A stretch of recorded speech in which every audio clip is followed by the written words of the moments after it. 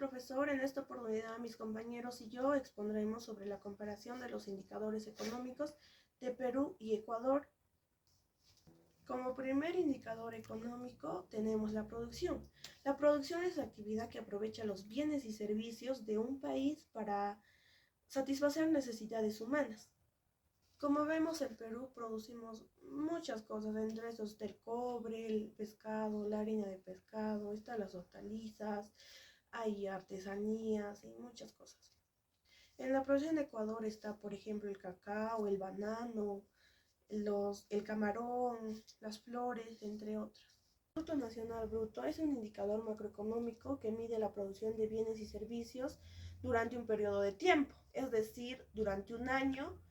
Es decir, la producción total dentro del país, restando la producción que en dicho país es fruto de capital o trabajo de los extranjeros, y sumando la producción que los nacionales de ese país realizan en el extranjero. El PBI, o sea, el Producto Bruto Interno, es el valor monetario de bienes y de todos los bienes y servicios finales producidos por un país en un periodo determinado, usualmente es en un trimestre o en un año. Y esto es el producto generado dentro del país, se contabiliza solo el valor de los bienes y servicios finales o el valor agregado, porque incluir los bienes y servicios finales y los intermedios conllevaría a contabilizar dos veces un mismo producto. Y aquí les voy a decir un ejemplo para que podamos entender mejor. Por ejemplo, si llegamos a contabilizar lo que pagamos por una camisa, que es el valor de 10 soles, pero además le sumamos lo que el confeccionista paga por lo que usa de la tela de algodón, por ejemplo, 3 soles, los hilos para coser 1 sol, los botones 2 soles, estaríamos contando dos veces los bienes o servicios que se emplea para hacer la camisa. Solo se debe contabilizar el valor al que el costurero vendió la camisa, no lo que los proveedores lo vendieron a él, pues él no es el consumidor final del producto, pero si el algodón, los hilos y los botones fueran vendidos a un consumidor final, tal como lo encontramos en los mercados, estos sí serían contabilizados en el PBI, pues los estaríamos destinando para nuestro consumo y no para producir otros bienes como la camisa. Es decir, si en Perú producimos 100 camisas por un precio unitario de 10 soles, tendríamos un Producto Bruto Interno de 1000 soles. Les pasaré a mencionar el Producto Nacional Bruto de Perú. El PNB per cápita es de $14,010 en el año 2022. Y también vemos aquí en el 2022 que es de 477,2 millones de dólares el Producto per cápita.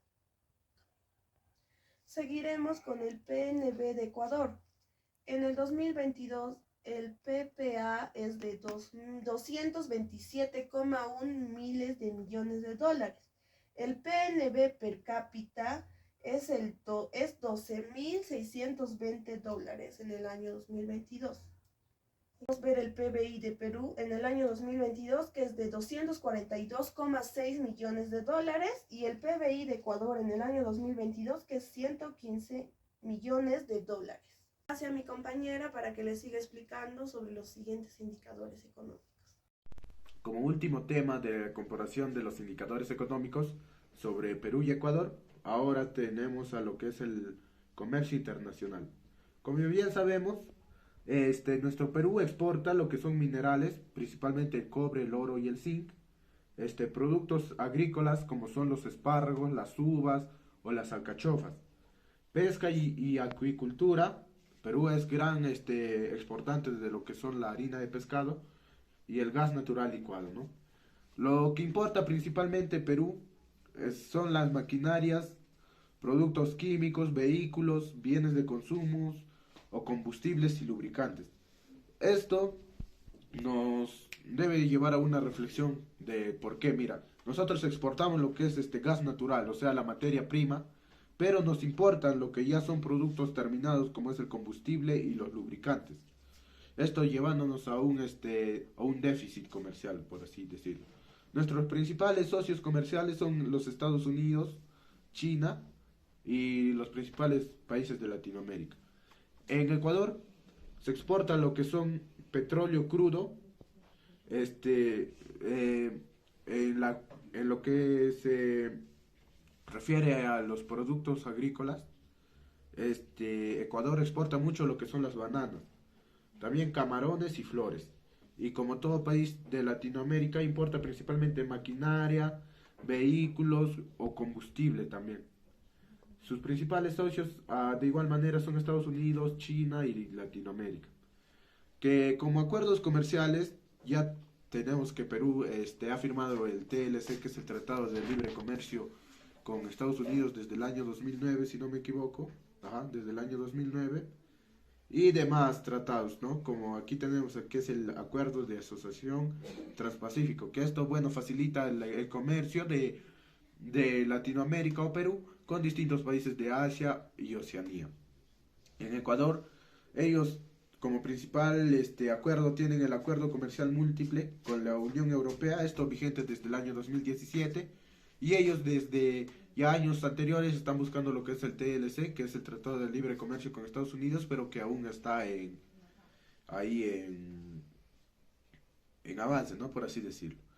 En los desafíos de ambos países en el comercio es que dejemos de depender de nuestras materias primas, que debemos diversificar nuestras exportaciones entre ambos países, congenuamos lo mismo, que lo que es la mejora de una infraestructura y una formalización y productividad. Ahora hablaremos sobre el tipo de cambio. Como ya bien sabemos, Ecuador, su moneda oficial es el dólar estadounidense. Esto ya desde el año 2000, si no me equivoco, ajá, del año 2000. Por ende, no hay un tipo de cambio, ¿no? En cambio, Perú utiliza lo que son los nuevos soles peruanos, que esto varía de su precio de 3.4, su cifra máxima en el año 2019. Cada dólar estadounidense equivale de 3,40 a 3.90 soles peruanos. Y como euros, esto también varía, pero esto equivale más o menos a 4 soles. En la balanza de pagos de Ecuador, tenemos que principalmente en su balanza comercial están los productos del petróleo, el banano, los camarones, flores y también la minería, aunque en menos medida, ¿no? La minería de Ecuador también ellos exportan lo que son los minerales diversos. En su estado creciente de la balanza comercial, vemos que Ecuador ahí sí es un poco inestable, ya que tiene superávits y déficits por medio o sea, al transcurrir de los años, y que esto es muy inestable. En la balanza comercial de Perú principalmente estamos en la minería, como ya mencioné, productos como el oro, la plata o el zinc, que nos hacen altamente capacitados. La agricultura, la pesca, o distintos también en la textilería como algodón, ya que Perú al inicio del siglo XX era el primer país que exportó algodón de mayor calidad. En su estado reciente de balanza comercial, vemos que Perú tiene lo que es un superávit comercial, esto debido a la minería, ya que somos un país rico en la minería, y bueno, esto no es tan inestable como lo es Ecuador. Y eso sería todo. Muchas gracias. La inflación. La inflación hace referencia al aumento del precio de los bienes y servicios que se da en un determinado tiempo. Es decir, es la disminución del dinero con respecto a la cantidad de bienes y servicios a comprar con él. Características de la inflación. Exceso de la demanda. El exceso de la demanda es producida por la cantidad de dinero que esté en circulación. Aumento del costo de producción. Esto se da a consecuencia del incremento de los precios de la materia prima. El incremento de los impuestos por la precariedad, se da por la precariedad económica. Causas de la inflación. Inflación por los costos. La empresa sube el precio de los productos para tener ganancias. Inflación por el consumo. La demanda crece más rápido que la oferta. Aumento de la base monetaria.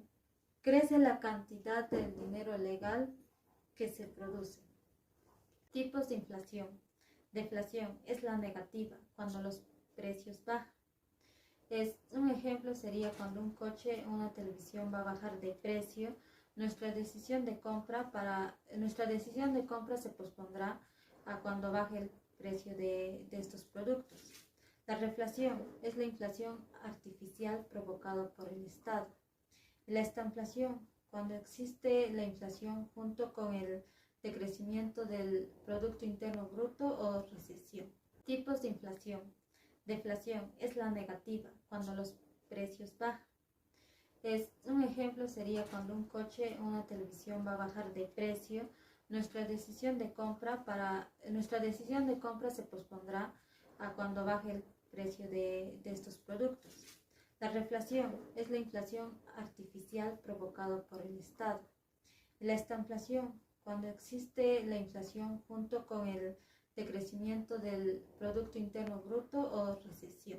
Consecuencias de la inflación.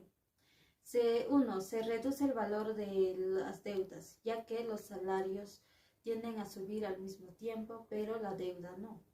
2. La subida de los precios provoca que la gente consuma anticipadamente. 3. Es la pérdida del poder adquisitivo cuando los precios suben más que los salarios. 4. La disminución del ahorro, ya que la inflación provoca que las personas gasten más en consumo y no ahorren el dinero. La inflación se mide con el índice del precio al consumidor final menos el índice del precio al consumidor inicial entre el índice del precio del consumidor inicial por 100. El índice del precio del consumidor es el indicador que mide la evolución promedio de los bienes y servicios representativos del gasto del consumo de los hogares. A continuación compararemos la inflación de Perú y Ecuador en los últimos años.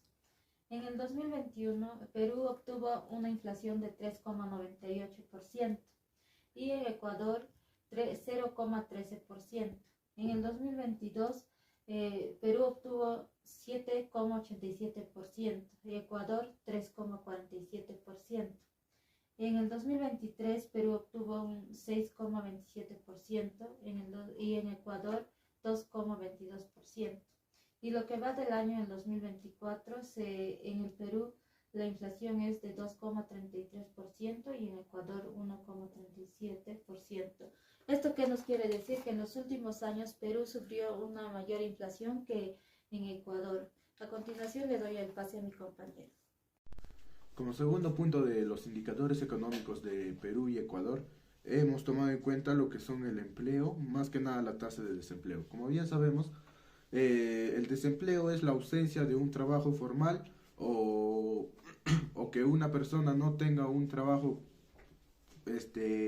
estable, por así decirlo, y por ende recurre a informalidad y otros puntos. Los factores que influyen en el desempleo son varios, ¿no? Hay uno que son el crecimiento económico insuficiente, que esto se refiere a que el Estado no tiene la capacidad suficiente o que el monto es totalmente inesperado a lo que ya se estaría estipulando en año de pagar menos salario a personas que están en necesidades de buscar trabajo y por ende recurren a la informalidad. También tenemos a la falta de educación o la inestabilidad económica. Aquí, según datos de la INEI, he tomado en cuenta los 5 desde el 2023 hasta el 2019 datos de tasas de desempleo tanto en Ecuador como en el Perú. En el 2019 la tasa de desempleo de Ecuador era aproximadamente de 3,8%. Como bien sabemos, el desempleo se calcula sobre el número de desempleados sobre la cantidad de población activa, ¿no? Entonces, como ya mencioné, en el 2019 Ecuador tenía 3,8% de desempleo. En el 2020 duplicó la cifra a 6,6%, esto debido a la pandemia. Pasado el 2021, ya bajó un poco lo que era el desempleo a un 5,1%. En el año 2022 aproximadamente estaba en un 4,2% de tasa de desempleo. Y en el año pasado cerrado a 3,9%. ¿Qué nos quiere decir esto? que Ecuador desde el año 2019 hasta el año pasado solo ha subido lo que es 0.1 su tasa de desempleo, pero en el Perú no. Mientras que en Ecuador, en el 2019, su desempleo era 3,8, aquí en el Perú era de 6,6, esto duplicaba, ¿no? Vemos que Ecuador puede pasar desapercibida en lo que son los países latinoamericanos, pero no es tan inestable su desempleo o demás tipo de cambio que ya voy a mencionar próximamente. En el año 2020, la tasa de desempleo del Perú llegó aproximadamente a un 15,3%. Al año 2021 bajó un 10,1%, al año 2022 un 8% y ahora en el año pasado un 7,1%. Y bueno, eso sería todo.